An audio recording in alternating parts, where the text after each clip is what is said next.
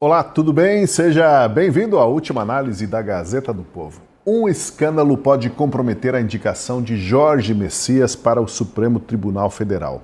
O atual advogado-geral da União, que era o favorito de Lula para o cargo, viu a situação se complicar após reportagem revelar que a AGU sabia há mais de um ano de graves irregularidades no Sindinap, o sindicato comandado pelo irmão do presidente Lula. Mas Messias simplesmente ignorou os alertas internos.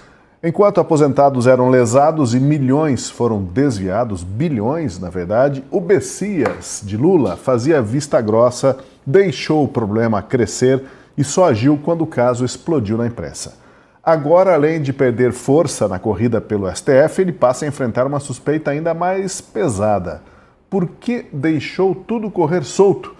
Foi omissão, foi incompetência ou foi proteção ao irmão de Lula e aos companheiros dos sindicatos? O fato é que, de nome certo à vaga no Supremo, Messias passa a condição de suspeito de prevaricação e com risco até de responder criminalmente. Será que mesmo com o escândalo, o presidente Lula vai insistir no nome de Messias para o STF? E o Senado vai aprovar alguém de reputação não tão ilibada assim? Para debater esse e outros temas de relevância de destaque de hoje, eu convido você a ficar com a gente no Última Análise, que tem aqui no estúdio a presença do economista José Pio Martins. Tudo bem, Pio? Como vai? Bem-vindo. Tudo bem. Obrigado pelo convite. E no telão com a gente, o doutor Adriano Soares da Costa. Tudo bem, doutor Adriano? Bem-vindo. Prazer estar com vocês. E estreando no Última Análise, né, diga-se de passagem, que ela já é uma figura carimbada aqui na Gazeta do Povo, a Fabiana Barroso. Tudo bem, Fabiana? Bom ter você com a gente no Última Análise. O prazer é todo meu, e aqui me remonta à época que nós fazíamos um programa aqui na Gazeta chamado Fora dos Autos, que eu participava com o doutor Adriano, com o Deltan. Bons tempos também. Ah, vocês já estão bem entrosados, então vou deixar vocês fazendo algumas tabelinhas aí, tá bem? Olha lá, e eis que surgem revelações que ajudam a entender por que Jorge Messias era o favorito, o queridinho de Lula, para a vaga em aberto no STF. Tudo indica que ele agiu fielmente, não para cumprir o dever na AGU, mas para blindar o irmão de Lula e os companheiros da CONTAG no escândalo de roubo de aposentados e pensionistas do INSS. Reportagem do jornal Estado de São Paulo mostra que Jorge Messias foi alertado internamente na AGU ainda em 2024 de que havia indícios graves de desvios no Sindinap, o sindicato ligado ao irmão de Lula, e também desvios na CONTAG, que é uma tradicional apoiadora do PT. Mesmo assim, o Messias, você sabe, não tomou as providências. Enquadrou 12 entidades, mas deixou essas duas fora do pedido de bloqueio de bens. Justamente as duas que estão entre as que mais arrecadaram ilegalmente. O Sindinap e a CONTAG totalizaram 4 bilhões e meio de reais descontados dos aposentados e pensionistas. 4 bilhões e meio. A justificativa da AGU por não ter agido após a auditoria interna foi de que não havia elementos para uma medida judicial a partir do trabalho dos procuradores regionais. Eu começo querendo saber dos nossos convidados e vou jogar para a Fabiana, que está estreando com a gente no Última Análise. Pelo que a gente sabe até aqui, Fabiana, o Jorge Messias ainda tem condições morais de ser indicado para o cargo de ministro do Supremo?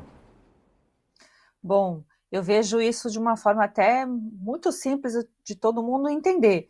Eu não vejo nem mesmo condições morais, né? O Brasil precisa retomar questão de ética, moralidade, isso faz parte, inclusive da educação, né, de ensino base. Como também eu não vejo condições jurídicas. Lá o artigo 101 da Constituição Federal exige, né, então, conduta ilibada e saber jurídico notório. Ao meu ver, falta os dois, mas a gente fica bem receoso porque sabemos que a indicação, a sabatina lá no Senado, tem muito mais a ver com o tal do beijamão, onde os ministros passam de gabinete em gabinete para conseguir uma aprovação política, portanto, nada técnica, e a gente está entendendo aqui que, neste caso, houve, né, provavelmente que estamos em tempos esquisitos, né, no Brasil, mas uma violação do dever funcional do Messias ou Bessias, né, dos velhos tempos, porque ele ignorou, né, todas as tratativas, as denúncias formais, teve denúncia formal em relação a tudo isso. Então, ele ignorar, ele não fazer o dever dele de advogado-geral da União, que ele está lá na frente da AGU, ao meu ver, configura, inclusive, né, um crime aí por esse fato que eu relatei. Isso somente um fato.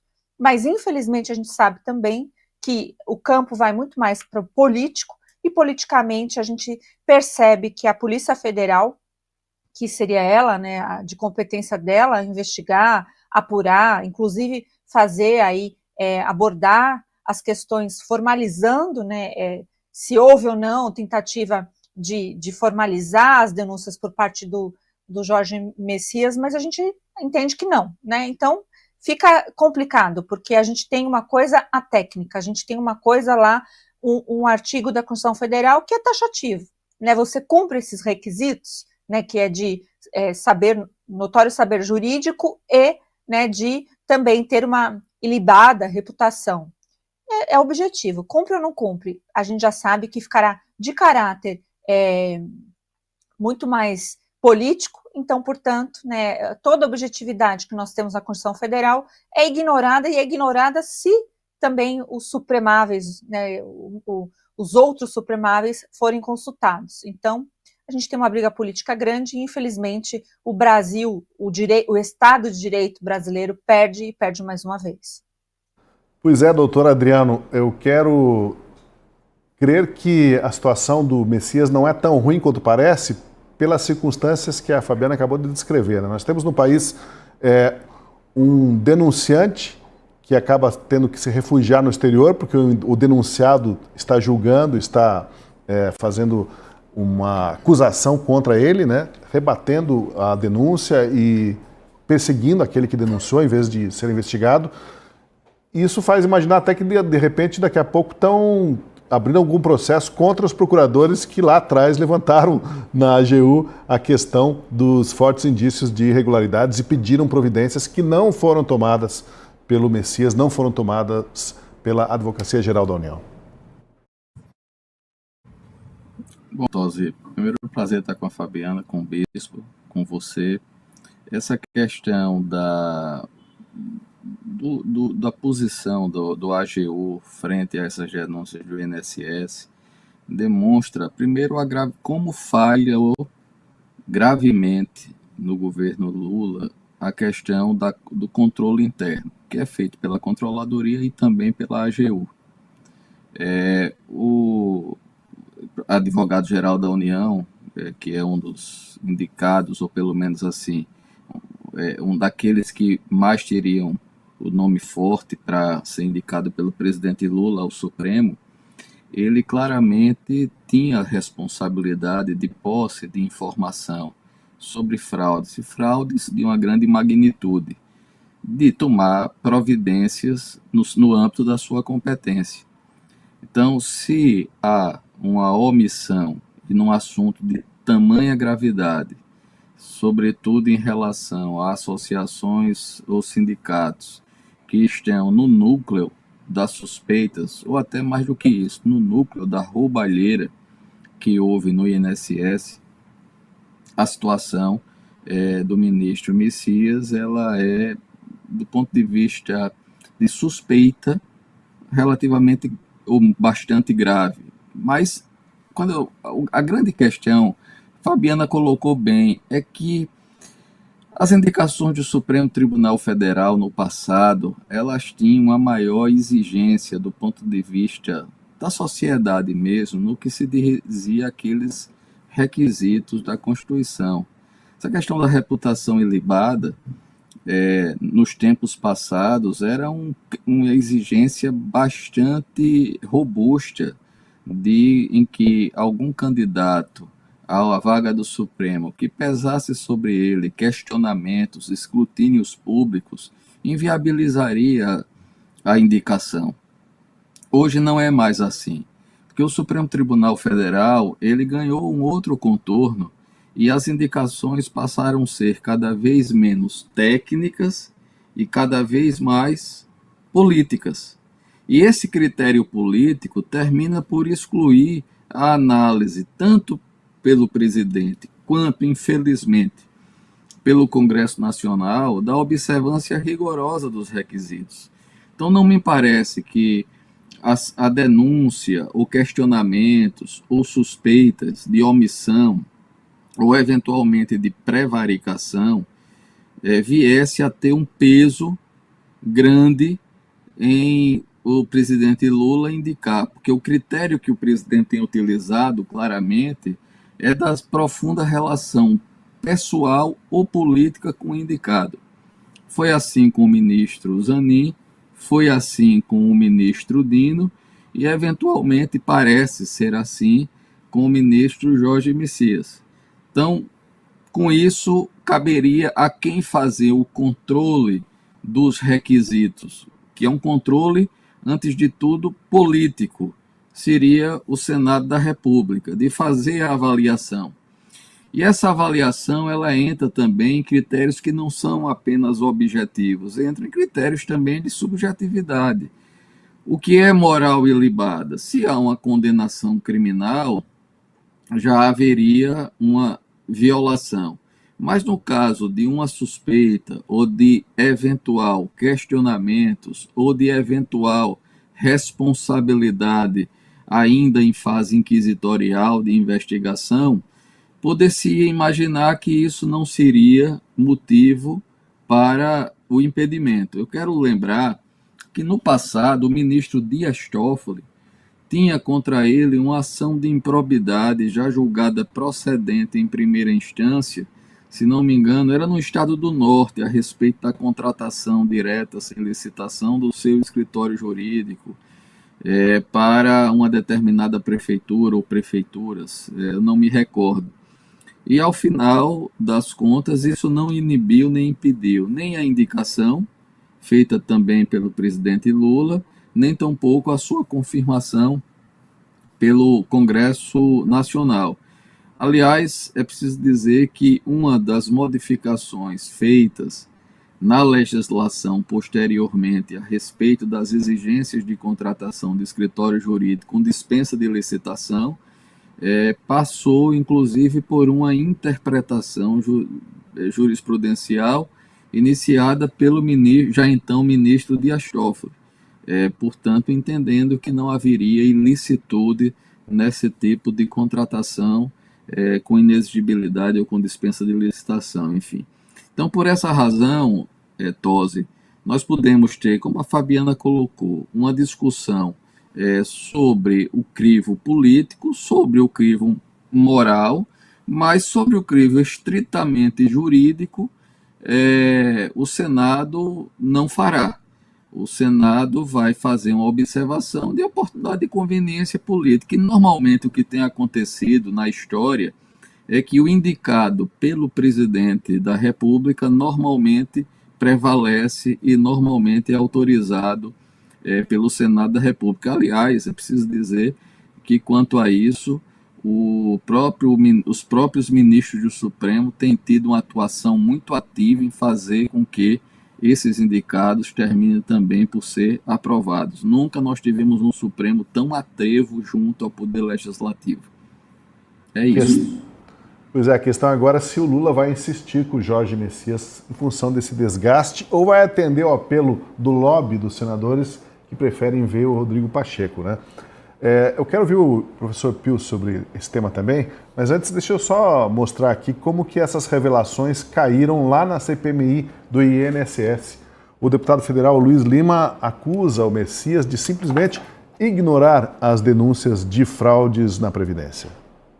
O ministro da Advocacia Geral da União, AGU, Jorge Messias, ignorou um alerta do próprio órgão que apontou o sindicato do irmão do presidente Luiz Inácio Lula da Silva como um dos principais envolvidos em suspeita de descontos associativos ilegais e aposentados. O que aconteceu? Representantes da AGU nos estados, principalmente no sul do país, em abril de 2024, avisou a AGU aqui em Brasília, cujo o ministro da AGU é Jorge Messias, que eles querem empurrar para o Supremo para interromper os descontos não autorizados.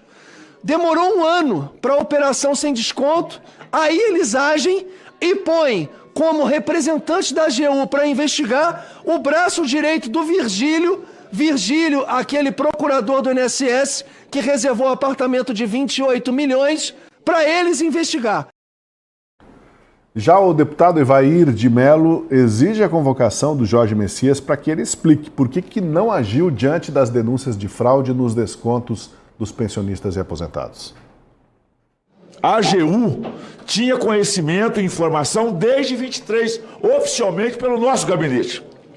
Portanto, o Messias, o mau Messias, que tem o bom Messias, esse é o mau, da AGU, deveria ser convocado aqui nessa CPMI para explicar por que ele, tendo informação, tendo conhecimento, sendo da sua responsabilidade, não agiu.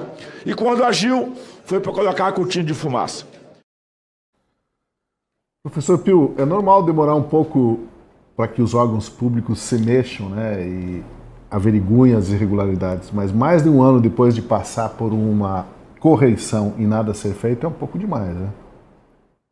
Olha, Tosi, eu gosto de olhar esse problema de um ponto de vista um pouco diferente, que é o seguinte: há um filósofo economista que disse um dia o seguinte, que está fadado ao fracasso todo o sistema que para funcionar dependa do mais escasso fator de produção, a bondade humana. Eu substituiria no Brasil a palavra bondade por ética. Está fadado ao fracasso tudo que para funcionar dependa da ética humana. Claro que não devemos aceitar a falta de ética. Mas esse é um problema, Tosi, que eu quero colocar da seguinte maneira. O INSS é um gigante financeiro que administra um sistema de previdência pelo regime de repartição. O regime de repartição é aquele em que os trabalhadores de hoje pagam suas contribuições previdenciárias para que, com essas contribuições, o governo, administrando o dinheiro, pague as aposentadorias e os benefícios, auxílio-doença, enfim, os benefícios previdenciários.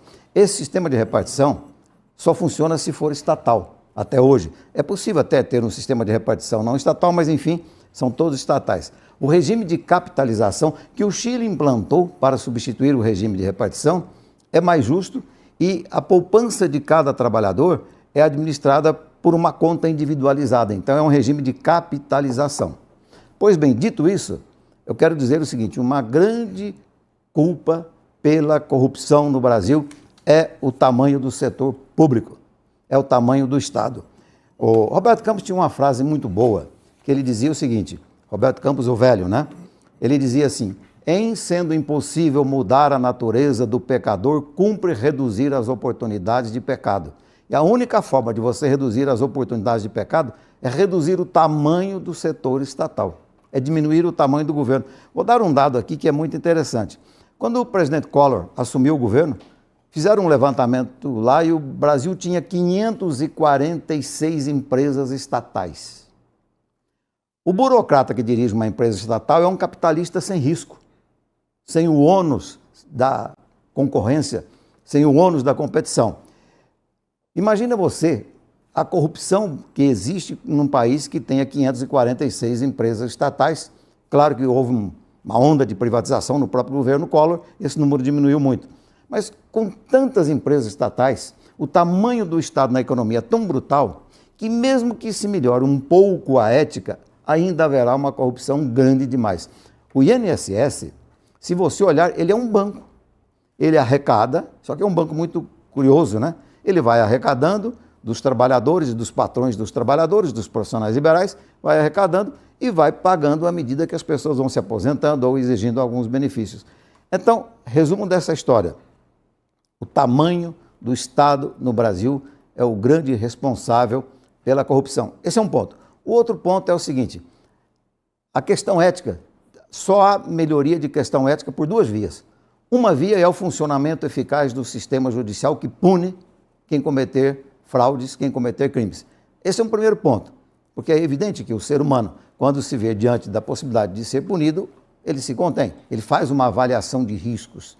E o segundo ponto é por um grande e demorado processo educacional e também de ética na política. Agora, a pergunta é, como é que você introduz melhorias éticas num sistema político como esse que tem o Brasil. O Brasil tem eleições todos os anos. Na verdade, ele tem votações a cada 2 anos.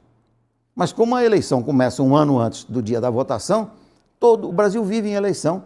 É um país em eterno estado de campanhas eleitorais. E tudo isso contribui para ser o que é o país, né?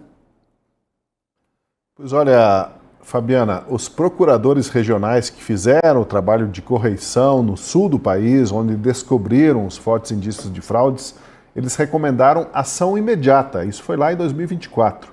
Mas o Messias alegou que, aspas, faltavam elementos e não tocou adiante isso.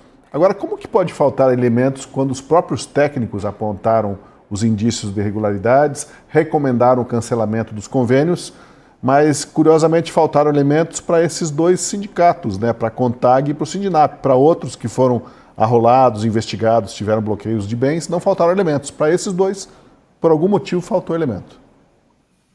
Vou pegar aqui gancho no comentário do professor Pio, que foi excelente, em relação à punição, né? Se o judiciário tivesse uma punição exemplar, inibiria essas questões. Esse é um ponto que a gente precisa deixar frisado aqui. Em relação aos procuradores, às denúncias formalizadas, né? E assim, a gente entende que é uma resposta política, não uma resposta técnica do Messias, porque, né, primeiro, teria que levar para frente essas investigações, teria que reduzir isso no inquérito, né, e possivelmente passar pelos todos os trâmites burocráticos e jurídicos para que isso fosse apurado.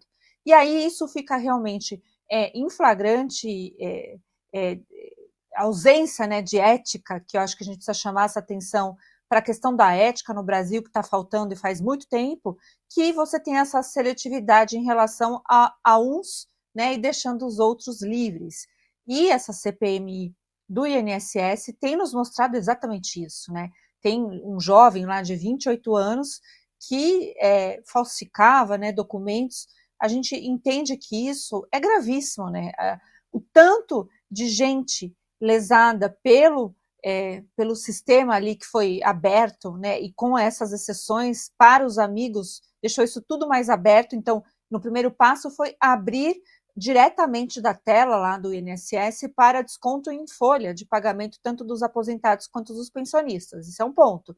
E o outro ponto é esse acobertamento aí muito claro e muito, está cada dia mais ainda transparente, porque a CPMI ela tem feito esse trabalho de dar transparência aos fatos que aconteceram. E o Gaspar, que cuida, que é o relator, é um excelente jurista também e vem explanando, deixando muito claro até quando eles não querem responder. Então, essa questão dos procuradores, primeiro, a gente sabe, até formalmente, infelizmente, por exemplo, parte da cúpula do judiciário, aquela declaração em relação ao Sul, né? A gente precisa lembrar aqui que o ministro Gilmar Mendes falou de Curitiba, o lugar onde vocês estão aí, né, que era o germe do fascismo. Então, existe sim também, né, tem essa questão, procuradores do sul do país, para um governo Lula e para, né, os seus indicados ali com a AGU é diretamente indicado, e a gente entende que esse advogado-geral da União, especificamente, que era o menino de recados do Lula, ele tem ainda uma condição muito mais de zero independência que deveria haver, né? É um cargo institucional. Mas a gente entende também que tem isso, tem na Polícia Federal a ausência de transparência, a ausência também de independência, e tudo isso corrobora para esse cenário que nós estamos vivenciando, de saber que foi ignorado os procuradores do Sul, mas para alguns ainda se bloqueou bens a tempo, né? Porque mais de um ano atrás já teria evitado quantos descontos indevidos, quantos prejuízos a essas pessoas que já são vulneráveis, tanto os aposentados quanto pensionistas. E a gente sabe que se paga pouco, né? Então, qualquer dinheiro ali faria diferença. Mas, para o advogado-geral da União, isso não era importante. O importante era essa blindagem seletiva. Doutor Adriano, um ponto importante que a Fabiana tocou ali é que se ele tivesse agido como devia agir no seu dever de procurador e tomado providências a tempo, montanhas de dinheiro não teriam sido desviadas, né? Dinheiro que agora está sendo reposto pelo governo, mas quando fala que é reposto pelo governo, é reposto pelo pagador de impostos, né? De certa forma, o Messias e a AGU têm essa responsabilidade de dar um prejuízo a todos nós brasileiros por não agir dentro do tempo devido, por esperar mais de um ano aí, e nesse intervalo, nessa janela, muitos descontos do INSS continuaram correndo solto, as contas de bilhões, né? Tanto é que justamente o Sindinap e a Contag, somados, dá aí descontos de 2019 até 2025 de 4,5 bilhões. Os dois juntos levam a maior fatia do bolo. Isso não pode ser só mera coincidência. Tosi, olha, é impossível, pelo volume de recursos desviado e pelo volume de pessoas que foram acrescidas por associações e sindicatos para desconto, que isso não tivesse chamado a atenção do INSS e dos órgãos de fiscalização. Bastava ter uma curva ABC bem simples de crescimento. O crescimento foi exponencial. Em pouco tempo, de 2023 para cá, houve uma subida vertiginosa de desconto por associações, por entidades, desses aposentados e dos usuários do INSS. Foram criadas entidades e, com pouco tempo, essas entidades já participavam desses descontos. É um volume de dinheiro astronômico. E, obviamente, só que isso era feito com descontos pequenos daqueles que teriam o benefício a receber. Mas surgiram muitas reclamações, porque esse pouco que poderia ir sendo paulatinamente descontado faz falta, no final das contas, aos pensionistas que dependem desses recursos para sobreviver. Então, se você levar em conta que houve um vertiginoso aumento de reclamações, que houve um aumento também muito grande de entidades que faziam esses descontos. Se, por outro lado, esses descontos aumentaram também vertiginosamente, era impossível, repito, impossível o INSS não ter tido conhecimento através das suas lideranças. E foi comprovado, a CPI que foi instaurada, e como a Fabiana muito bem citou aqui, o alagoano que foi membro do Ministério Público, Procurador-Geral de Justiça, o Alfredo Gaspar de Mendonça, tem uma experiência muito grande em investigação, e isso está sendo apontado e confirmado. A operação da Polícia Federal em processo que está a conduto do ministro André Mendonça tem gerado essas prisões. E o que não pode haver é que esses valores serem pagos pelos cofres. Foi mais ou menos o que se tentou, na verdade, foi uma espécie de apaziguamento. O Tesouro assume o rombo, repassa para os prejudicados silenciam, a imprensa esquece e faz de conta que não aconteceu nada. Com isso, haveria uma redução do impacto político e da pressão que estava sendo feita, tirava-se esse assunto das manchetes e, no final das contas, ficaria por isso mesmo e o rombo seria assumido pelo Tesouro. Como o rombo nos Correios terminará sendo assumido pelo Tesouro. E quando a gente fala aqui em Tesouro, vocês que estão assistindo, é o seu bolso, é o meu bolso, é o nosso bolso. Então, no final das contas, é uma espécie de socialismo em que se partilha para todos nós o rombo. É um socialismo real. No final sai todo mundo mais pobre, não é? E aqueles beneficiários, aquela pequena minoria, sai com os bolsos cheios de dinheiro, em prejuízo de toda a população.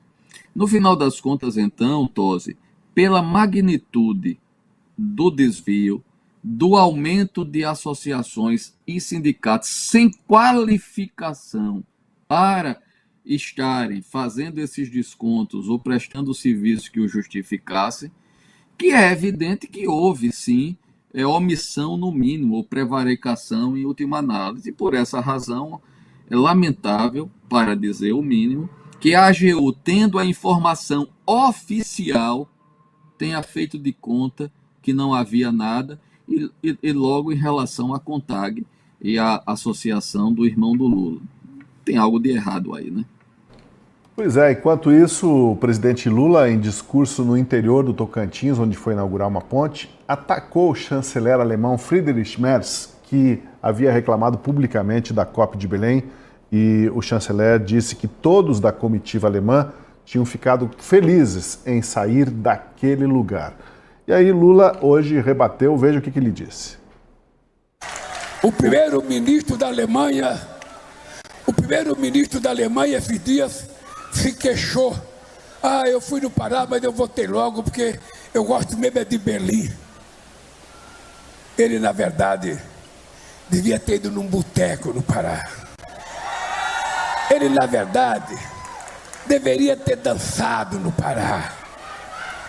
Ele, na verdade, deveria ter provado a culinária do Pará. Porque ele ia perceber que o Berlim não oferece para ele 10% da qualidade que oferece o estado do Pará, a cidade de Belém. Então, companheiros e companheiras, e eu falava toda hora, coma maniçoba, porra! Professor José Pio Martins, curioso que o Lula ele não entra no mérito da falta de infraestrutura e dos problemas em série que ocorreram em Belém, né, durante a COP. Ele puxa a conversa para o lado emocional, tentando jogar a plateia contra qualquer crítica, críticas não são aceitas, Belém não tem 10% da qualidade, ao contrário, Berlim não tem 10% da qualidade de Belém e provoca risos, né, mas é de provocar riso mesmo, né, essa reação dele, não? Olha, Tosi, essa fala aí do presidente me lembra muito o filósofo Arthur Schopenhauer, que dizia o seguinte: se você acha que o diabo andará pelo mundo de chifres e capa pretas, você será facilmente sua presa. Então é um pouco assim. Isso me parece esse exercício do demônio andar pelo país sem chifre, sem capa preta, até vestido de alguma coisa que para muitas pessoas pareça lógica. Isso é simplesmente ridículo. É um pouco aquela história, né? Eu tenho uma tese comigo, eu acho que os presidentes de república, a julgar pelos nossos, deveriam falar muito menos. Muito menos. Porque isso é um exercício de uma pirotecnia verbal que deseduca. E só diverte plateia que esteja disposta a se divertir. É deprimente, pura e simplesmente deprimente. Agora é uma coisa muito interessante, eu não gosto muito de fulanizar, mas vou fulanizar. Tem aqueles filmes do James Bond, que tinha lá, né, o James Bond, todo mundo conhece a história dele. Começa o filme e tem lá uma máxima que diz o seguinte: licença para matar. O presidente Lula é um pouco assim, né? Tem licença para matar, pelo menos, a verborragia. Pois é, Fabiana, o que você diz sobre essa jogada do Lula? Ele sempre faz assim, né? Em vez de responder a crítica, as críticas são ignoradas e ele parte para tentar provocar uma reação emotiva das pessoas, como se o ministro tivesse atacado todo o povo brasileiro, tivesse ferido a nossa honra ou coisa que o valha.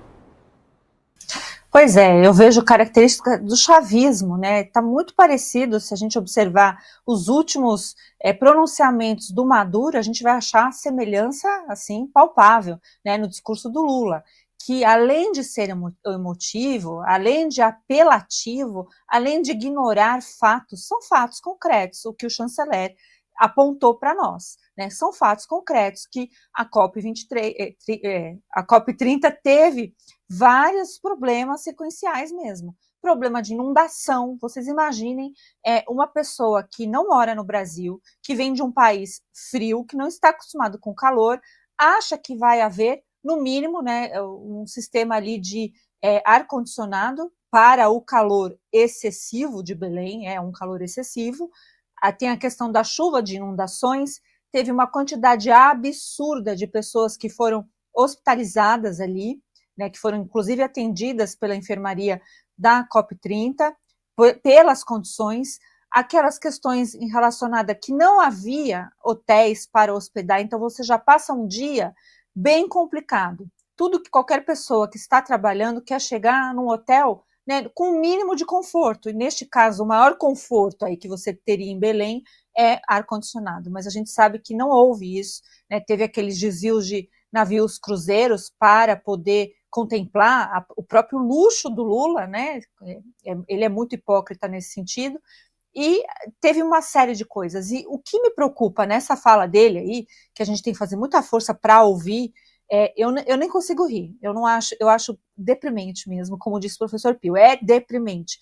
Essa comparação que ele faz de falar, vamos num boteco, né, deveria ter ido num boteco, o que ele está sugerindo? Que se o chanceler fosse num boteco e ficasse bêbado bastante, né, aproveitaria Belém e aproveitaria as coisas que não eram pertinentes à COP30. Isso que é interessante, ele ignora o próprio evento, né? Ele fala de dança, ele fala de comida, mas isso não fica acima dessas condições. Ainda mais que só o caminho ali do aeroporto para a COP30 é uma das cidades mais contidas aí, que tem mais favelas no Brasil. Isso é a céu aberto. 98% da população não tem saneamento básico, não é 80% não, né? 80% é recolher lixo. Então, é uma coisa assim exorbitante, né?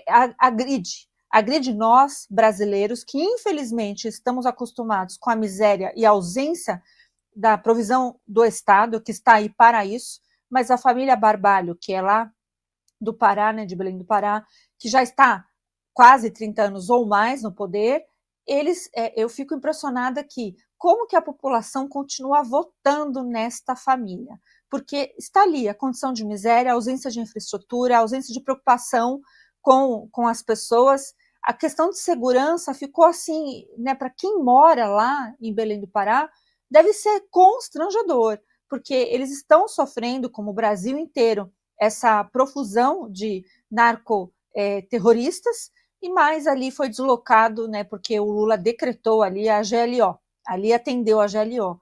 Então, essa série de coisas, de problemas, de fatos, não dá para comparar, né? A Alemanha tinha 98% do saneamento concluído, básico, lá em 1900 e pouco, né? A gente está um século a mais ainda, e nós não temos esses números. Então, ele fala, Berlim você tem, em média, dados de 2019, tá? Está desatualizado, mas 10 milhões de turistas visitando Berlim. Eu não sei nem os números de Belém, mas eu sei do Rio de Janeiro. No mesmo período, o Rio de Janeiro, cerca de 2 milhões. Então, você pegando o lugar onde turistas mais visitam, que é o Rio de Janeiro, não chega, né, nem perto das condições de Berlim. Então, quando ele faz isso, depois a profusão também que a gente teve de comentários absurdos, como o do Eduardo Paes, né, que fez aquele comentário dizendo, ele já pagou, mas ele fez o comentário dizendo que era conduta nazista, isso nos dá, além de vergonha, nos dá a sensação que a gente vive num país de Alice lá, atravessamos o espelho de Alice, estamos no mundo invertido, e parece que quem é certo tem que se explicar, né? E quem é errado jamais se explica. Então essas comparações são esdrúxulas, para dizer o mínimo. Doutor Adriano, que avaliação o senhor faz desse episódio e das declarações? Ainda bem que o Lula só pediu para ele procurar um boteco. Eu tinha medo das outras indicações. Olha, na verdade, a fala do primeiro-ministro da Alemanha, a gente tem um certo complexo de vira-lata que ninguém pode ser crítico ao Brasil. Se o primeiro-ministro da Alemanha reivindica para Belém condições melhores do que Belém do Pará, em vez de Berlim, está no direito dele. Nós é que damos uma dimensão, e é interessante, o Eduardo, isso que o Fabiano citou, o prefeito do Rio chamá-lo de nazista, um repórter da Globo, aquele André Trigueiro, e por esta mesma via, mostra muito como a esquerda no Brasil se habituou a todo aquele que não lhe apetece ser chamado de fascista, de nazista. Tudo vira nazismo ou fascismo na mente desse pessoal. Então, na verdade, o que aconteceu em Belém é que não foi só o primeiro-ministro que fez a crítica. Essa COP, ela foi absolutamente desorganizada, ela teve valores absurdos, fala-se até em superfaturamento, não vou entrar nesse ponto, mas teve valores absurdos utilizados, que seria em qualquer outra circunstância do Brasil escandalosos os gastos feitos. Houve um show da Mariah Carey, que foi para ninguém, a um custo de não sei quantos milhões, a estrutura que montaram lá, que foi só para o show e depois desmontaram. Esse show ninguém viu. Era um show para ser divulgado internacionalmente em Belém. Ninguém viu para onde foi esse dinheiro, ninguém viu esse show. A estrutura que armaram não era reaproveitável. Se esse dinheiro desse show tivesse sido empregado, por exemplo, em questões sociais, o povo paraense teria ganho muito mais. Segundo ponto é que essa questão, Trump fez menção como é que se vai fazer um evento voltado para as questões climáticas, ambientais, e se abre uma clareira, na verdade se fez uma estrada derrubando árvore imensa ali para que líderes estrangeiros passassem por dentro da floresta amazônica.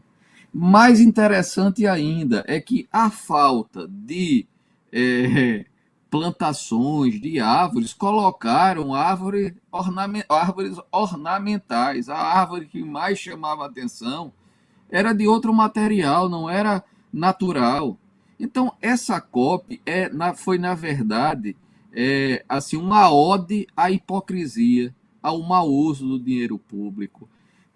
Os hotéis não tinham estrutura para receber as pessoas, alugaram navios de turismo a um preço imenso. Agora, curiosamente, movido tudo a diesel, que eles criticam e querem acabar com o combustível fóssil. Mas esses navios de turismo foram todos eles movidos a diesel para a Amazônia.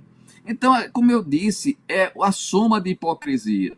E essa fala do Lula, esse nacionalismo de boteco, tem uma razão de ser, inclusive. Ele vai para esse campo emocional porque ele não tem como explicar que foi feita uma COP no Brasil, muitos líderes relevantes não vieram, e o pior de tudo, nenhum país, nem mesmo a Alemanha, se comprometeu a colocar dinheiro no Fundo Amazônico. Quem colocou dinheiro no Fundo Amazônico? O Reino Unido colocou? Não. A Alemanha colocou? Não. A França colocou? Não. Nenhum país europeu, desses que haviam antes se comprometido a contribuir com o tal Fundo Amazônico, ninguém colocou dinheiro. Então é por isso, sabe, Tosi, que esse discurso do Lula faz todo sentido. É por isso que querem utilizar a frase do primeiro-ministro Messi como se fosse assim uma bandeira, uma questão para se discutir. É simplesmente argumento espantalho. É para tentar esconder o verdadeiro fracasso político, diplomático, econômico que foi essa COP. Um desastre completo. Mas a mídia tem um papel em Tosi. É por isso que o pessoal tem que assinar a Gazeta do Povo, porque é uma das poucas independentes no Brasil. Exatamente. E aproveito aí esse ponto destacado pelo doutor Adriano para então convidar você a ser assinante da Gazeta. Black Friday, Black Gazeta. A R$ 8,25 por mês, durante um ano inteiro, você apoia o nosso jornalismo, porque esse tipo de discussão, debate, você não encontra em qualquer lugar. Viu? Tosi, eu quero pegar uma observação que a Fabiana fez e que me ocorreu a seguinte questão a respeito dela, que é o seguinte: você veja, O governo pede oportunidade, e o presidente da República também, para discutir seriamente os problemas do país. Veja você, o setor de turismo no mundo é um dos mais importantes setores econômicos para alavancar a economia de um país, alavancar renda, alavancar emprego. Agora veja você que dado curioso. Nova York, que tem 8 milhões, 9 milhões de habitantes, a cidade de Nova York sozinha, recebe por ano 8 milhões e meio de turistas estrangeiros. O Brasil, com todo esse tamanho que tem, com 213 milhões de habitantes, recebe apenas 6 milhões e 500 mil turistas estrangeiros por ano. Veja, por que isso acontece? Por que o setor turístico brasileiro é tão pequeno, tão insignificante? Pelos problemas que o país tem. Quando o presidente da República faz um discurso desse, ele joga para baixo do tapete o problema do turismo brasileiro. E eu aprendi uma coisa que é muito importante. Isso é um escapismo. Aliás, o presidente gosta de falar de negacionismo, né? Essa fala dele é um negacionismo em relação às carências, às deficiências e os problemas do Brasil que levam o país a ter tão poucos turistas. Não é só o chanceler, o ministro alemão, não. Na verdade, é o mundo que não vem para cá. Claro que há uma série de outros problemas. Seria uma oportunidade para se fazer a seguinte pergunta: por que é que aquele cidadão alemão fez esta afirmação? Vamos analisá-la. Aí se coloca, é demagogia, né? Demagogia, negacionismo, negar, fazer piada, gozar. Quando, na verdade, se o Brasil cuidasse e fosse muito melhor em relação a tudo que atrai turista, o Brasil poderia atrair 40, 50 milhões de turistas por ano, facilmente ter uma economia pujante nessa área. Então, veja, isto sim é negacionismo. É negar a nossa pobreza, é negar o nosso atraso, é negar o nosso baixo produto por habitante, é negar a falta de empregos e, em grande parte, pela pobreza e pelo atraso do nosso setor de turismo, que tem algo a ver com todos esses problemas que foram citados, embora na circunstância, pelas autoridades alemãs a respeito de Pará e Belém. Pois é, por falar em atraso, em deficiência, nós precisamos debater aqui o êxodo, introduzir um novo assunto agora aqui, o êxodo dos brasileiros para o Paraguai. Isso mesmo, no ano passado os brasileiros responderam por 60% dos quase 30 mil pedidos de residência no Paraguai. 60%, hein? No primeiro semestre deste ano, as autorizações de residência para os brasileiros no país vizinho já aumentaram 41,7%. E comparativamente, o número de brasileiros que migra para o Paraguai é 5 vezes maior do que o de argentinos, que estão no segundo lugar nesse ranking. Na internet, cresce o número de sites, blogs e vídeos com dicas para quem quer imigrar. Passo a passo, vantagens, desvantagens, melhores destinos, estilo de vida, o processo de adaptação. A pergunta que vem à mente naturalmente é a seguinte: por que as pessoas estão trocando o Brasil pelo Paraguai? Quais os principais fatores que impulsionam esse movimento? E eu permito começar aqui com o Pio, porque o Pio já morou no Paraguai, trabalhou no Paraguai durante um período, foi diretor de uma cooperativa, se eu não me engano, lá no Paraguai. Foi isso, Pio? Eu morei 4 anos lá, eu fui diretor-presidente de uma fábrica de óleo de soja que pertencia ao velho grupo Bamerindos. E aí, por que os brasileiros estão indo para o Paraguai? O que o Paraguai faz de diferente que nós estamos perdendo em competitividade, ou pelo menos em condições para viver, ter qualidade de vida, para o Paraguai, inclusive? Curiosamente, ontem, dia 17 de novembro, eu fui a uma apresentação de 3 horas de 4 autoridades do Paraguai, inclusive o vice-ministro para investimentos, e foi uma apresentação muito interessante porque eu me atualizei em relação às informações. O Paraguai acabou de publicar o tal do Plano Nacional de Logística Paraguai 2030. E a questão essencial, eu vou responder bem objetivamente, Tosi. Primeiro ponto, o Paraguai fez uma legislação adequada ao investimento, fez uma regulamentação bem liberal, uma regulamentação fácil de cumprir, mas a primeira grande questão é a carga tributária. Se você olhar a carga tributária do Paraguai, é uma coisa absolutamente simples. Por coincidência, eu estou com um resuminho aqui. Lá, a carga tributária é assim, vale até a pena falar.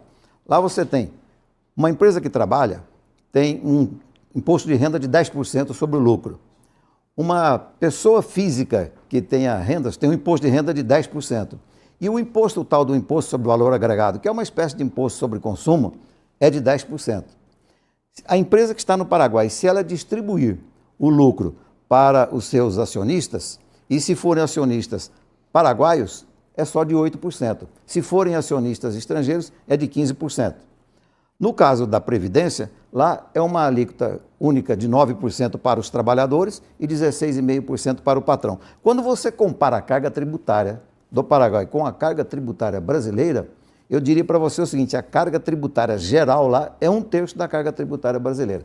Esse é um ponto. O outro ponto é a legislação de investimentos e a liberdade de comércio exterior.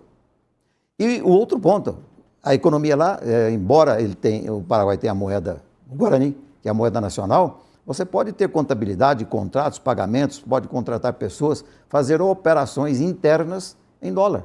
Então, eu brinco, desse ponto de vista, é uma economia dolarizada, desde que os agentes econômicos queiram usar o dólar. Esse conjunto de fatores, eu estou aqui simplificando, faz que o Paraguai seja, na verdade, uma opção. Agora, tem um ponto essencial. Vou dar um dado aqui. O Paraguai, há 30 anos, produzia 2 milhões de toneladas de soja. E depende daquela ponte que liga com o Brasil para escoar sua safra. A safra hoje não tem saída para o mar. Desses 44, há 2 desenvolvidos, que é a Áustria e Suíça, e há Liechtenstein e Luxemburgo, que são países-estados, né? Os outros 40 são países subdesenvolvidos, porque o problema geopolítico interfere no desenvolvimento. E o Paraguai, com a construção da segunda ponte, que vai ser uma ponte só para cargas, vai conseguir ter essa ligação com o Oceano Atlântico por meio aqui dessa ligação com o Porto de Paranaguá. Então, todo esse conjunto de fatores está fazendo o Paraguai se desenvolver e está se beneficiando dos problemas brasileiros. Eu vi ontem uma lista de empresas brasileiras que já estão instaladas lá, já estão trabalhando lá. Eu vou dar nome aqui, a empresa Lupo, que é um caso famoso. Ela foi para lá, a fábrica está lá, produzindo e vai vender os mesmos produtos aqui no Brasil, com um custo de produção muito menor, uma legislação muito mais fácil de obedecer, e o Paraguai está, então, aí despontando como uma região favorável ao investimento, num regime livre, num regime de não opressão tributária e nem opressão legislativa sobre quem produz. Citou aí o exemplo da Lupo, né? A CEO da Lupo, numa entrevista, a Liliana Alfiero, deu a seguinte declaração: não é que a Lupo foi para o Paraguai, o Brasil empurrou a gente para o Paraguai. Os impostos estão comendo a operação de forma violenta. Declaração dessa dirigente de uma empresa, né, muito tradicional. O que dá para dizer do desabafo da dona da Lupo? O Brasil hoje, Fabiana, é um país que, pela ideologia estatista, controladora, gastadora do governo, está mesmo empurrando os empresários para o lado de lá da fronteira. E agora tem um movimento também mais recente de famílias que estão indo para o Paraguai porque o custo de vida lá é mais barato, aposentados. Então, para sobreviverem melhor, eles acabam alugando casas, se mudando para o Paraguai. A conta de energia, por exemplo, né, ela custa menos de 1/3 da brasileira. Acho que a relação ainda é maior, mais larga ainda. Então, o que dizer dos motivos por que o Paraguai se torna atraente? Não são só os motivos deles, são os motivos nossos, que, como disse a CEO da Lupo, empurram os brasileiros para lá, né? A gente está sem o teu áudio, Fabiana. Perdão. A CEO da Lupo, ela tem total razão, né? É o Brasil que empurra os brasileiros a emigrarem. Esse movimento sempre houve, mas infelizmente tem crescido porque a questão regulatória, né, e tributária no Brasil tem piorado e muito, né? Aí o professor acabou de nos dizer da simplificação das regras tributárias. Eu sou tributarista, né? Eu sou formada pela PUC em Direito Tributário, então nós sabemos como é difícil cumprir, né, a questão tributária, fiscal no Brasil. O fisco vem com tudo para cima de quem não cumpre, né, a quantidade de regras. E pior que nós tivemos uma reforma tributária que piorou demais a situação, não simplificou, criou novos impostos e vai provavelmente empurrar mais e mais brasileiros para fora do país a partir do momento que ela entrar em vigor, né? Nós sabemos que tem um período aí, então, né, fora só vai ficar protegido quem tiver setor de lobby lá em Brasília para fazer as famosas exceções. Isso é uma questão fundamental. Outra questão fundamental também que empurra junto com a questão tributária é a questão trabalhista, né? É impossível quase empreender no Brasil. a quantidade de processos trabalhistas, que nós também tivemos uma reforma trabalhista que melhorou, né, um pouco a situação, mas infelizmente, com o passar dos anos, essa reforma trabalhista ela foi caindo nos tribunais. Os tribunais foram retirando todos os benefícios que deixavam um pouquinho mais suave para os empreendedores no Brasil. Então, são duas circunstâncias reais, palpáveis, que ninguém pode dizer nada. A questão fiscal também, porque não é só questão tributária. Não é à toa que contador no Brasil é uma excelente profissão. Porque para você entender as miúças, e ainda mais de estado, município, é uma complicação absurda. Então, às vezes, você paga um tributo errado e paga mal e paga duas vezes. Isso é complicado no Brasil, mas é uma realidade. E outro ponto que nós temos aí, que não dá para deixar de fora disso, também é a questão até da insegurança jurídica.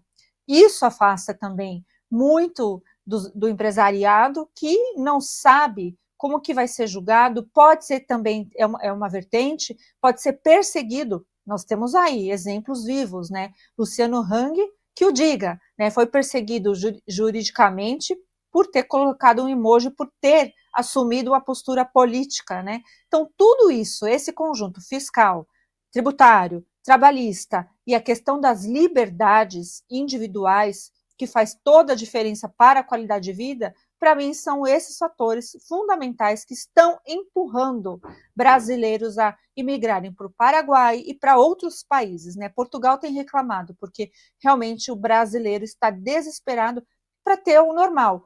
E ainda só para finalizar aqui meu comentário, eu acrescentaria também a questão de facções criminosas. Esse é um problema, e quem convive com o crime, né, e tem muitos empresários que recebem ameaça, inclusive para fechar, se for um lugar disputado ali, pelo tráfico de drogas, tem que fazer isso. Então, são vários fatores, mas, infelizmente, o Brasil não é um ambiente auspicioso para que se empreenda. Agora, doutor Adriano, durante muito tempo, né, os brasileiros brincavam sobre o Paraguai, até sobre a qualidade dos produtos lá. Tinha uma propaganda clássica que falava sobre você comprar alguma coisa no Paraguai, daí o vendedor dizia, la garantia soy yo, né, debochando um pouco da qualidade, das garantias. O fato é que, enquanto a gente brincava e fazia piada com o Paraguai, o país foi se modernizando e tendo uma gestão mais profissional da coisa pública mesmo, né? Tanto que hoje, em quase todos os quesitos, o Paraguai consegue ser mais barato para o cidadão assalariado, seja ele brasileiro, de onde for, do que o nosso custo de vida aqui, né? E o exemplo, tudo bem, o exemplo da energia elétrica talvez seja um pouco fora da curva, porque afinal eles têm metade de tudo que Itaipu produz, mas também o seguro de saúde no Paraguai, ele não tem um seguro universal, no entanto ele é mais barato porque tem mais gente dentro do sistema privado, enfim, todos os quesitos praticamente de custo de vida lá, eles ganham da gente, né? E aí não tem como, né? O aposentado, por exemplo, que ganha 2, 3 salários mínimos no Brasil, não sei, se ele fizer as contas, eu conheço gente que se mudou para o Paraguai e a gente mostrou inclusive ali alguns slides de publicações de blogs, sites que orientam e ajudam os brasileiros. Uns vão puxando os outros quando descobrem que o teu salário limitado aqui pode fazer um pouco mais lá fora. Isso acaba sendo natural, né? Mérito deles, não? Porque o Paraguai teve o mérito de politicamente se livrar da esquerda. Quando aquele amigo do Lula, bispo da Teologia da Libertação, foi ser presidente da República do Paraguai e sofreu impeachment, a esquerda perdeu o terreno político e a direita passou a assumir o protagonismo político do Paraguai com a visão reformista de redução do Estado, de aumento de competitividade, buscou mudar um pouco a matriz econômica. Obviamente que com a energia mais barata por causa da sociedade de Itaipu, isso passa inclusive a ser um atrativo para a inteligência artificial, que é o grande problema da inteligência artificial, é você ter uma estrutura muito grande de data centers precisando de energia e de água. Por isso, por exemplo, nos Estados Unidos, grandes empresas como a Meta pensa em instalar energia atômica, né, usinas nucleares, para poder alimentar a inteligência artificial. O custo é muito alto. Então, o Paraguai, o próprio ministro de Estado dos Estados Unidos, o Marco Rubio, em uma manifestação dele no Congresso americano, mencionou expressamente o Paraguai como um país atrativo para os Estados Unidos pelo preço da energia. Então, o Paraguai ele vem, na verdade, deixando um passado de uma visão latino-americana de esquerda para uma visão moderna de direita, que, como a Argentina, está acontecendo, e é o caminho que Equador tomou, é o caminho que o Peru tomou, e é o caminho que agora o Chile, no segundo turno, deverá tomar. Então, na verdade, vão ficar nesse polo latino-americano o chavismo enquanto durar o Maduro, uma vez que a pressão americana está muito forte, não sei se o regime durará muito. Lula, no Brasil, e o Petro, na Colômbia. E os Estados Unidos desfinanciaram a Colômbia, a situação da Colômbia não está boa e dificilmente o governo fará um sucessor numa eleição. Então, o governo americano vai ter, na verdade, países de direito com a visão modernizante, uma visão de um capitalismo mais forte, uma visão voltada para o empreendimento, e o Brasil com essa visão absolutamente ultrapassada do governo Lula de ter uma economia de Estado, estatais inchadas e quebradas. Veja o que fizeram agora com o Correio, em que a ministra do Planejamento nunca foi chamada ao Congresso para explicar como ela dizia que no Correio não havia rombo, era um investimento, e está aí o rombo. Os Correios precisando de 15 a 20 bilhões para a Caixa, para as dívidas que estão aí com vencimento imediato. Então, uma situação difícil. O Banco do Brasil teve um resultado péssimo. Então, diante disso, os empresários, diante das incertezas que se apresentam para a economia brasileira já no ano que vem, com esse falso arcabouço fiscal que nunca existiu na prática, gastos desordenados, se observe, Tosi, o Pio pode falar melhor do que nós, tem a visão econômica, mas observe o que foi que aconteceu. Diferentemente do Paraguai, no Brasil, há um descontrole absurdo dos gastos de governo. O Haddad, no início do governo Lula, fez o tal arcabouço fiscal. No entanto, vários gastos públicos foram retirados do teto do arcabouço, valendo-se do Supremo Tribunal Federal para que as pedaladas fiscais não tenham esse nome de pedaladas, venham a ter gastos autorizados pelo Supremo Tribunal Federal, o que é um absurdo. Quando se perde uma fonte de receita no Congresso, vem o ministro Zanin dar uma liminar para socorrer o governo Lula. Então o Brasil vive do improviso econômico. E o Paraguai está fazendo o dever de casa, como a Argentina também. A Argentina fechou agora uma relação com os Estados Unidos que vai tornar inútil para ela o Mercosul, com consequências negativas para o Brasil, que poderá perder mercado ainda mais com isso. Então veja que esse cenário faz, obviamente, e a questão tributária que a Fabiana falou, na reforma tributária nós partimos com muita ênfase para os tributos indiretos. Nos tributos indiretos tem duas questões: a repercussão econômica vai para o consumidor ou para o fornecedor, e para ele, fornecedor, para o comércio, para o empresariado, o custo aumenta muito, porque toda a arrecadação ela passa a ser indireta e passa a ter obrigações acessórias para ele, que assume todo o risco fiscal. Então, isso também, com essa mudança, quem está acompanhando congressos na área tributária, muitos tributaristas têm alertado para os riscos da implantação que vai ter agora dessa reforma para o ano que vem. Muitas dúvidas, uma mudança radical que foi feita, e com consequências, sabe, Tosi, de insegurança jurídica para o empresariado, que por isso que o pessoal prefere hoje ir para o Paraguai ou ir para o Uruguai, no caso de investimentos financeiros, para fugir do risco Brasil. Então, nós estamos vivendo, para terminar, um governo que gera insegurança jurídica, nós não temos estabilidade jurídica, o Supremo Tribunal Federal muda a constitucionalidade das leis como muda de roupa, com impactos econômicos muito fortes.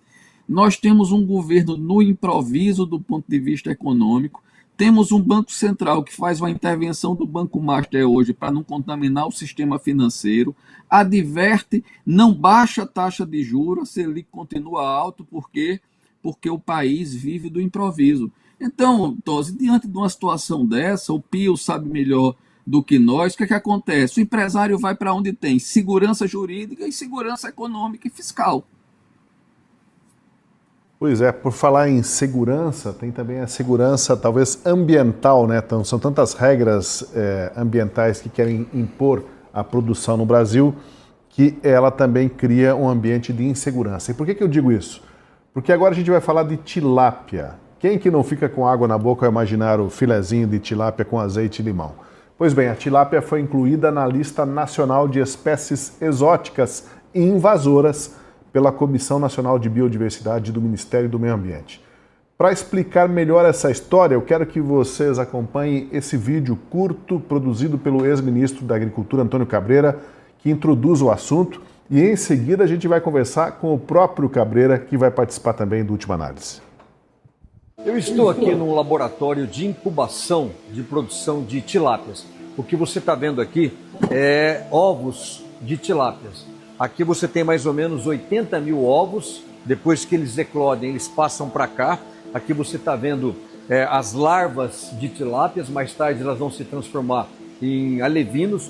Agora, tamanha a produtividade da tilápia brasileira que ela é conhecida aqui no Brasil como se fosse o frango das águas. Isso tem feito com que o Brasil tenha se tornado o principal produtor de peixe cultivado das Américas. E isso basicamente por causa da tilápia. Isso que você está vendo aqui agora, ó, são os tanques já de tilápias. Em cada uma dessas caixinhas aqui você tem mais ou menos 20 mil larvas. E o que é interessante? O Brasil, a tilapicultura, ela tem se tornado, sem dúvida alguma, a mais tecnológica e desenvolvida de todo o mundo. Isso é tão interessante que no mundo a produção média de tilápia tem sido em torno de 20 a 25 toneladas por hectare. Mas aqui no Brasil, nos tanques escavados, isso está girando em torno de 50 toneladas e nos tanques com redes em torno de 100 toneladas. Então hoje o Brasil tem a maior eficiência na produção de tilápia. Isso fez com que o Brasil tenha ganhado os mercados mais exigentes, por exemplo, como o mercado norte-americano.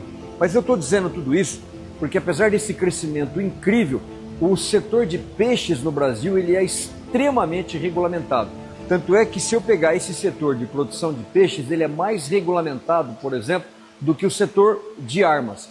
Mas agora o Ministério do Meio Ambiente está passando dos limites, porque está assim em estudo e vai ter uma votação agora no Ministério, onde eles querem proibir a criação de tilápias no Brasil. E isso porque eles querem considerar a tilápia como uma espécie exótica invasora, que a tilápia ela é africana, só que ela foi introduzida no Brasil em 1950. Agora, interessante que em algum momento o sistema de produção do Brasil ele tem a sua raiz no estrangeiro. Se você pegar a produção de carne, lá atrás o zebu ele veio da Ásia. Se você pegar talvez a principal gramínea em pastagens hoje do Brasil, que é a braquiária, ela veio da África. Então essa medida ela não tem nenhum embasamento técnico ou científico. Aqui você tem alta tecnologia, você tem a criação em tanques, não há nenhum risco de uma espécie que já está há mais de 75 anos no Brasil. Então isso, na verdade, é uma criminalização de uma atividade altamente produtiva. Afinal de contas, isso aqui é produção de proteína animal. E a ironia, ela é tão interessante que hoje a China ela é o maior produtor do tambaqui, um peixe brasileiro, e a Alemanha agora, por exemplo, começa a criar em estufas o nosso pirarucu. E tanto o tambaqui como o pirarucu, eles são peixes amazônicos criados lá no estrangeiro. Então lá eles podem criar e aqui no Brasil o Ministério do Meio Ambiente quer proibir isso. Então esse tipo de medida, sem embasamento técnico, é uma medida progressista, talvez apenas para atender alguma coisa da COP30, mas isso no final do dia vai significar o quê? Vai significar uma comida mais cara, mas principalmente significa o empobrecimento do Brasil. Pois olha, para falar sobre esse tema um pouco mais com a gente, agora a gente tem o próprio Antônio Cabreira, o ex-ministro da Agricultura, que entra em contato com a Última Análise direto dos Estados Unidos, onde está nesse momento. Tudo bem, Cabreira? Bem-vindo, tudo certo? Obrigado, Marcos. Um prazer muito grande estar aqui no Última Análise. Então, estão cometendo uma injustiça com a tilápia, né? Porque esse tipo de pensamento, como você demonstrou ali no vídeo, a rigor transformaria o gado bovino da raça Nelore numa espécie também invasora, exótica, e é ela que dá a maior parte da nossa carne na nossa mesa, né? Até para exportação. O que dizer sobre esse movimento e os equívocos disso, Cabreira? Não há nenhum embasamento, Marcos. Há um ditado que diz o seguinte, que a cegueira ideológica, ela é pior do que a cegueira física, porque a física impede você de enxergar, mas a ideológica impede você de pensar. Essa questão de considerar esse tipo de atitude, aliás, esse vídeo fazendo aqui já um pequeno avanço, Marcos, ele foi feito antes da consideração do Ministério do Meio Ambiente e, posteriormente, o Ministério do Meio Ambiente já considerou a tilápia uma espécie invasora. Talvez aí depois do Última Análise, quando alguém sair e for comer uma pizza, a gente tem que ficar meio atento. Espero que a ministra Marina Silva não assista aqui o Última Análise, porque a pizza, o trigo, no final das contas, também é uma espécie invasora, porque ele foi introduzido aqui. Na época tinha uma série de frutas, por exemplo, a manga, a jaca.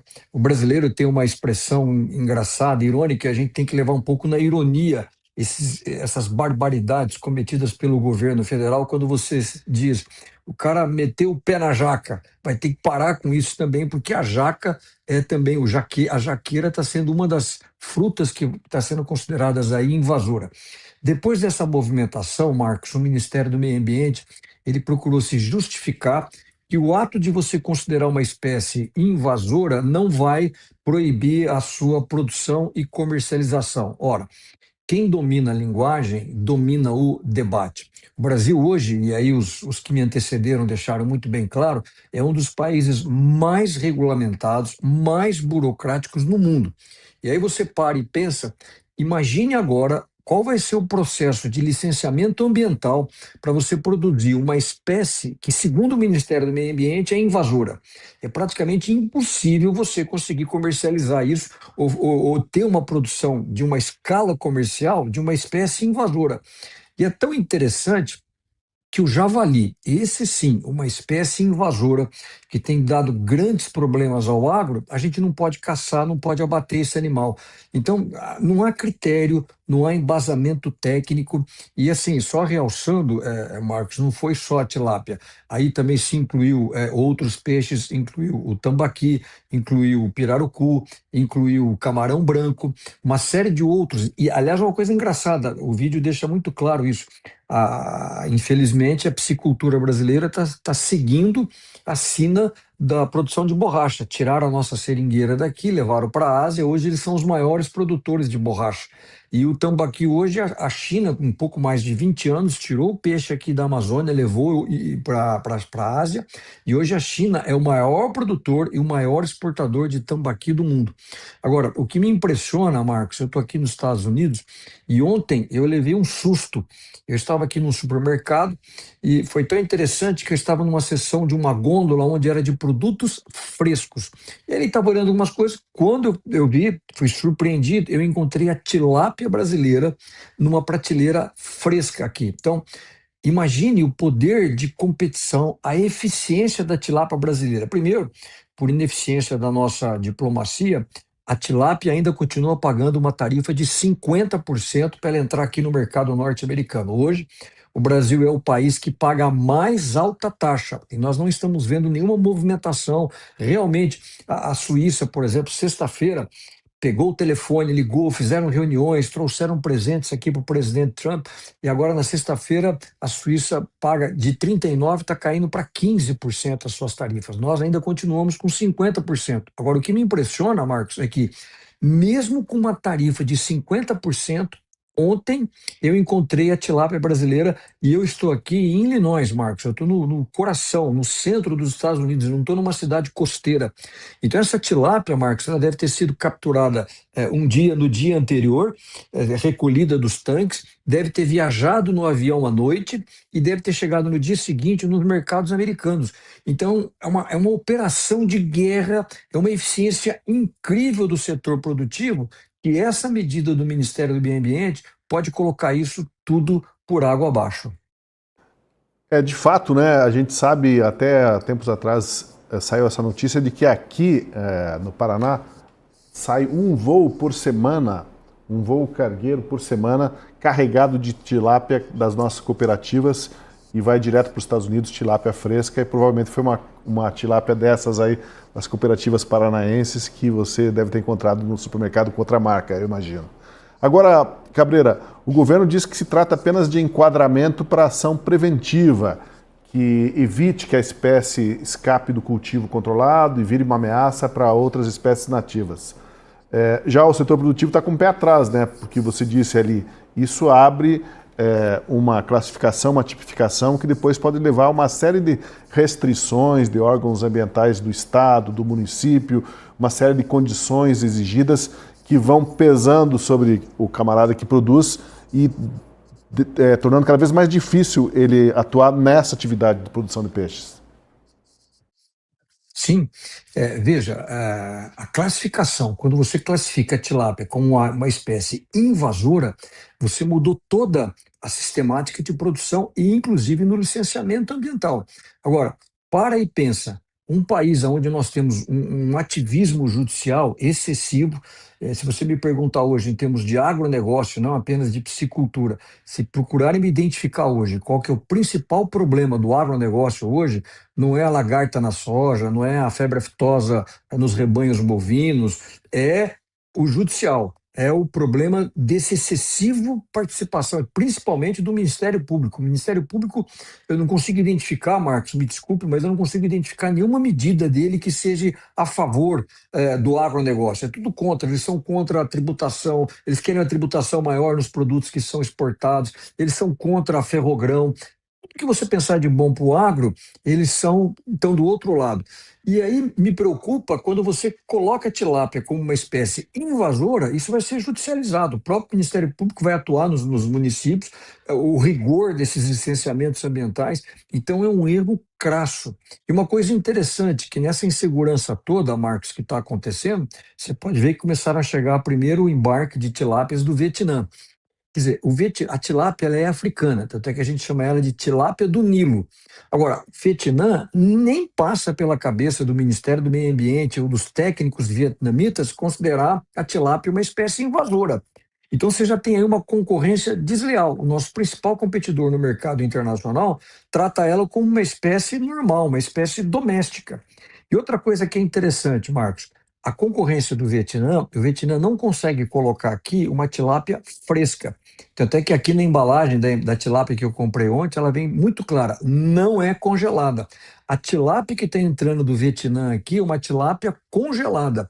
E existe uma série de técnicas ambientais, adição de fosfatos, às vezes, que eles colocam na tilápia ou no peixe vietnamita, que não é permitido aqui no Brasil.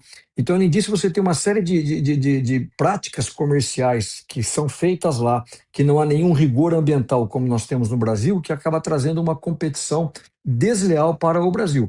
Então, tudo isso cria essa insegurança que, inclusive, possibilitou a entrada da tilápia vietnamita aqui no Brasil. Nós não temos medo da competição.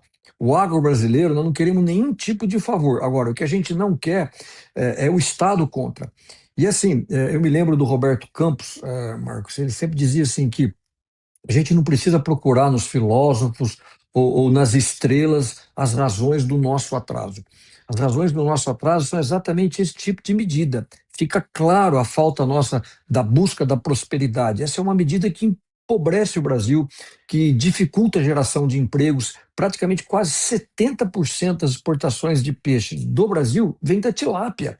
Então é uma medida assim antieconômica, irracional, é uma barbaridade o que se está fazendo com o setor produtivo. E aí a gente sempre comenta, né, Marcos? Vou te dar um pequeno exemplo, que no Brasil as coisas são criminalizadas para quem produz e nos outros países elas são estimuladas ou elas são louvadas. Às vezes as pessoas falam que a gente está exagerando, que não é bem assim. Então eu vou lhe dar um exemplo claro que eu vi ontem aqui da tilápia e mandei aí até para você agora há pouco uma cópia da nota fiscal. Essa tilápia brasileira que eu comprei aqui ontem, eu paguei 1% de imposto, Marcos. 1%. Se você for aí no Paraná, em Curitiba, em qualquer lugar do Brasil e comprar uma tilápia, um filé de tilápia, você vai pagar 31,5% de imposto. Eu vou repetir.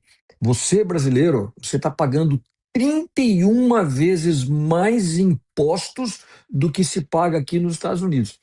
E aqui é um país rico, aqui é um país que tem uma renda per capita maior. Quanto mais pobres as pessoas, maior o percentual da renda familiar que elas vão gastar para comprar os seus alimentos. Então, esse tipo de situação, inclusive, ela é cruel com os mais pobres. Você tributar comida, imposto não enche a barriga de ninguém. Então fica aí a tilápia, é mais uma dessas listas e a reforma tributária não contempla nada disso, infelizmente.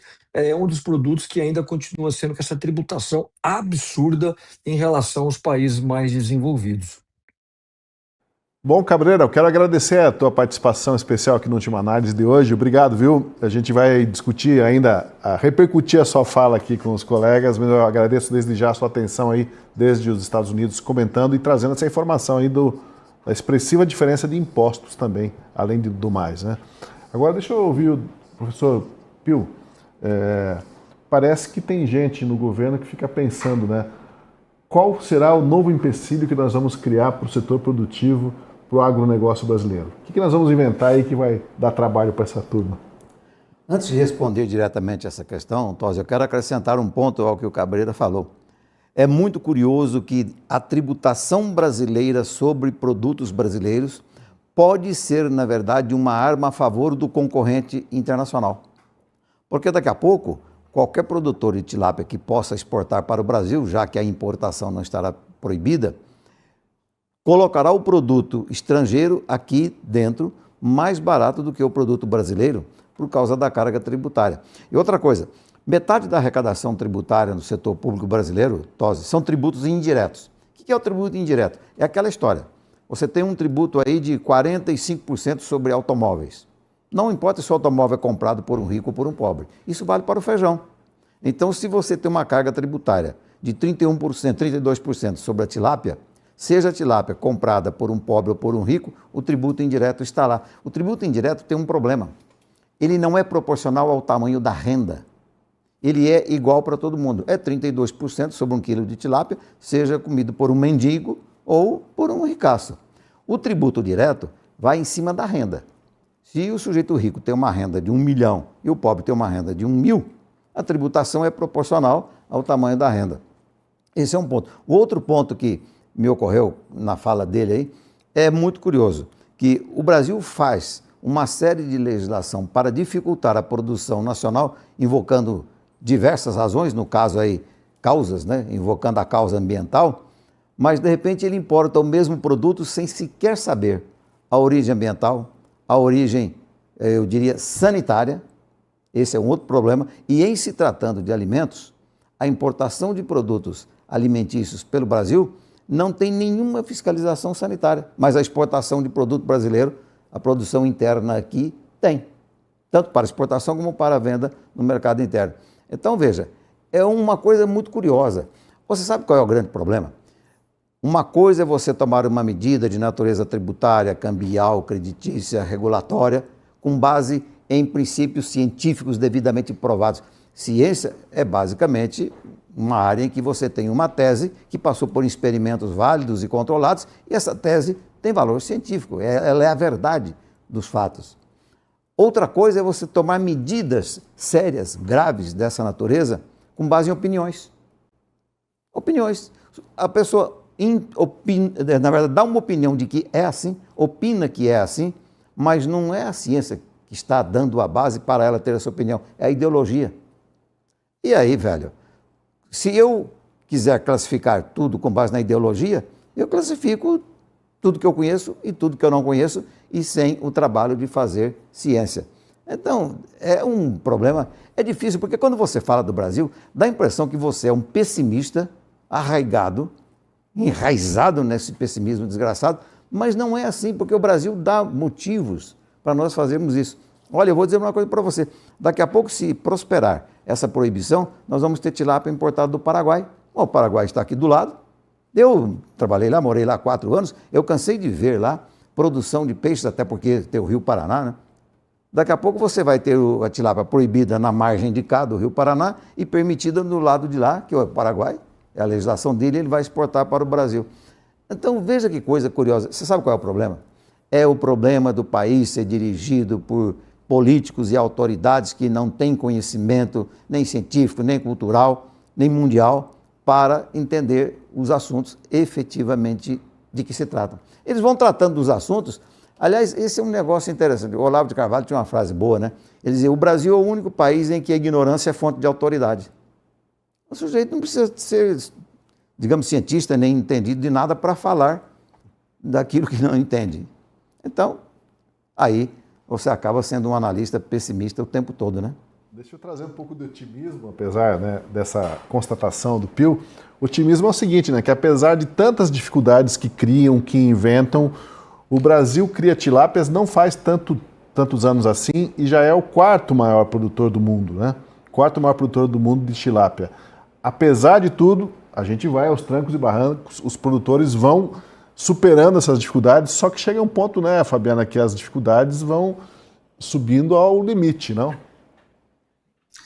Tem uma deslealdade até que eu queria abordar rapidamente, a questão da JBS.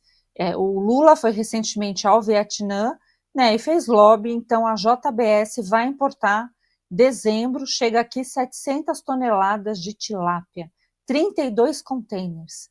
Então isso afunda o produtor brasileiro, além da perseguição que nós temos aí, como disse muito bem o ex-ministro Cabreira, constatando, né, a perseguição do setor produtivo, né, a questão de impostos, a questão de fiscalização ambiental, tudo é empecilho. Ainda você tem um lobby desleal, né, de um governo que a gente sabe que persegue também, né, o agronegócio, né, já chamou de fascista, etc., e faz acordos lá fora para favorecer os amigos. Então, eu acho gritante esse dado, né, que em dezembro chega no Brasil 700 toneladas de tilápia importadas pela JBS.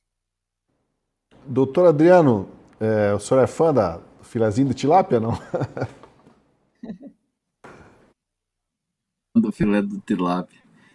Essa questão que o ministro colocou é muito interessante, porque não se trata, Tosi, só de uma classificação. Para o pessoal que está nos assistindo entender, essa classificação para colocar a tilápia como essa espécie exótica, invasora, ela muda todo o regime jurídico. Só para você ter uma ideia como os custos aumentam, é porque ela, como espécie invasora, ela só pode ser produzida com prévia autorização do IBAMA. Tem um regulamento muito mais exigente. É o que se chama de uma mudança do princípio, o princípio da prevenção. Ou seja, você, para criar e produzir essa tilápia para o comércio, você precisará de estudos prévios, que serão caros, exigentes, e você, depois desses estudos, só poderá ter essa produção de tilápia se for autorizado e dentro das condições estabelecidas pelos órgãos ambientais, federal, estadual e municipal. E aí, depois que você recebe essa autorização, observando todas as condições, ainda tem o risco de você sofrer graves multas Se por alguma situação houver, por exemplo, algum descumprimento, ter uma produção de tilápia acima do que eventualmente o órgão venha e delimite, e com isso você, que é o chamado princípio da precaução, não mais da prevenção, você passa a posição jurídica de garantidor, de que você não vai permitir de forma alguma que haja, por exemplo, algum descumprimento dessa situação de normas regulamentares. E se houver algum descumprimento, mortandade de alguma outra espécie ou o que for, veja os riscos associados, viu, Tosi? Você poderá sofrer pesadíssimas multas. E, no limite, ainda poderá sofrer ações penais, porque isso se chama crime de perigo abstrato. Você não precisa nem haver a comprovação da lesão. Basta que haja um risco, e esse risco é todo seu. Se tiver qualquer situação depois em que se prove que houve o aumento, ainda que não haja lesividade ao meio ambiente, tá certo? Você ainda poderá sofrer um processo penal. Eu vou lembrar aqui um caso bem rápido, você vê os riscos disso. Quando se estava construindo uma usina hidrelétrica em Sinop, eu era membro do conselho de administração dessa hidrelétrica, houve uma mortandade de peixes. Essa mortandade de peixes era por causas naturais. No entanto, os órgãos ambientais quase inviabilizam o empreendimento, que ia perder a janela hidrológica, não ia a janela hidrológica perdida e inviabilizava o negócio.